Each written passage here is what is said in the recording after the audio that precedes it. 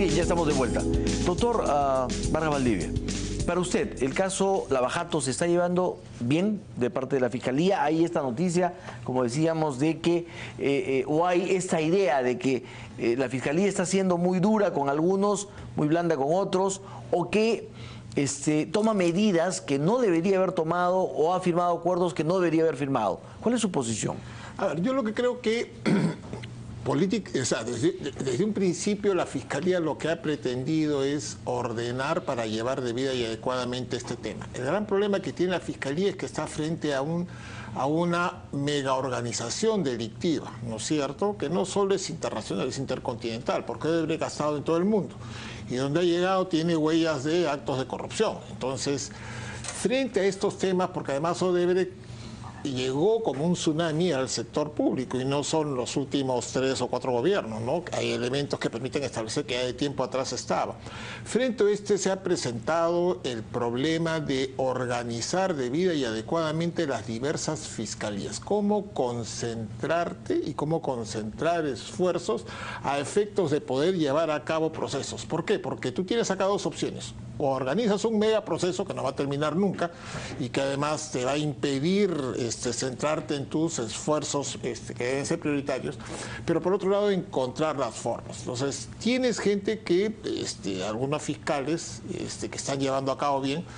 Yo respecto de doctor, acá este proceso de Humala a mí me preocupa, por ejemplo, el hecho de que se han ido filtrando constantemente una serie de declaraciones brindadas pues precisamente por los acogidos, y esto ha generado por parte de las autoridades brasileñas no solo malestar, ¿no?, sino ya protestas respecto a ese tema y riesgo serio de no seguir adelante. El otro problema que tenemos es acá en el país, y eso no es responsabilidad exclusiva de la Fiscalía, sino del sistema, es que no tenemos un ordenamiento legal, ¿no es cierto?, adecuado para enfrentar este tipo de actividad delictiva. Esto es, no tenemos, como por ejemplo en Brasil, un ordenamiento legal que permita negociar acuerdos de colaboración eficaz con empresas. Nuestro sistema de colaboración eficaz está restringido básicamente a personas naturales. O sea, uno podría extenderlo, pero claro, ya comienzas a interpretar, comienzas a estirar un poco el tema, ¿no es cierto? Dos, no te permite una respuesta adecuada frente a estos supuestos de criminalidad internacional. O sea, ¿qué haces con un fulano que está preso, por ejemplo, en Brasil y que ha cometido delitos en Argentina, Uruguay, Perú, Colombia, Estados Unidos, en Europa, en Asia? ¿Qué haces con él?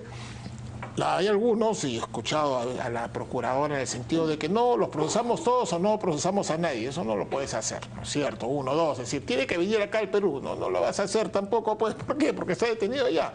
O sea, tienes que entrar a un nivel, ahí hay una doble negociación. Primero, un nivel de negociación con el delincuente, pues son delincuentes.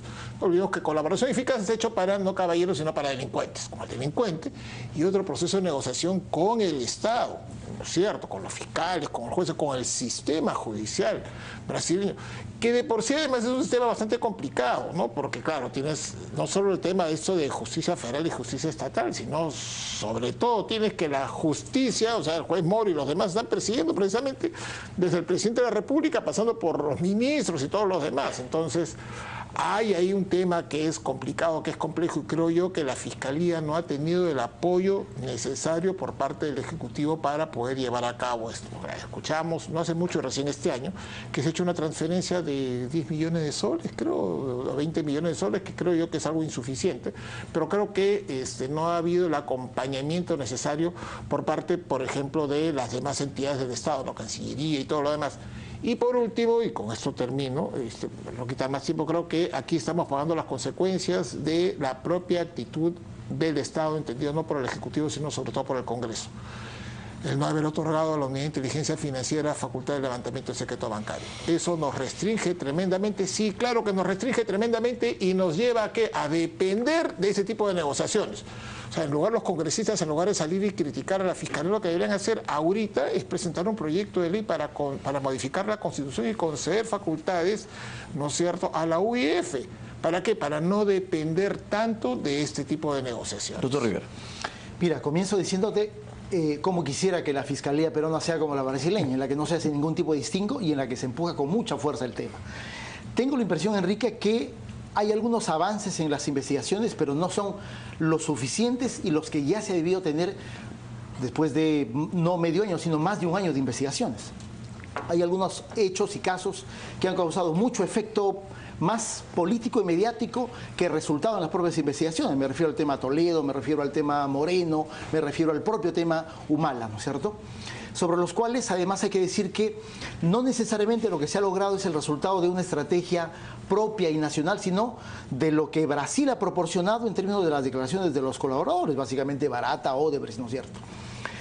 Y en ese sentido, yo sí creo que es necesario en este momento, para que a fines de año o a inicios del próximo no hagamos un balance y liquidación de esto, sí es necesario, creo que ese equipo que lidera Hamilton Castro, que lidera el fiscal Vela, sea necesariamente potenciado no solamente en términos de presupuesto, de recursos, de mecanismos, para que de una vez por todas abran el conjunto de investigaciones que se tienen que abrir. Digamos, difícilmente toda esa cerca de 15 años de actuación de Odebrecht se haya podido solamente concentrar en esa media docena de casos que están abiertos, ¿no?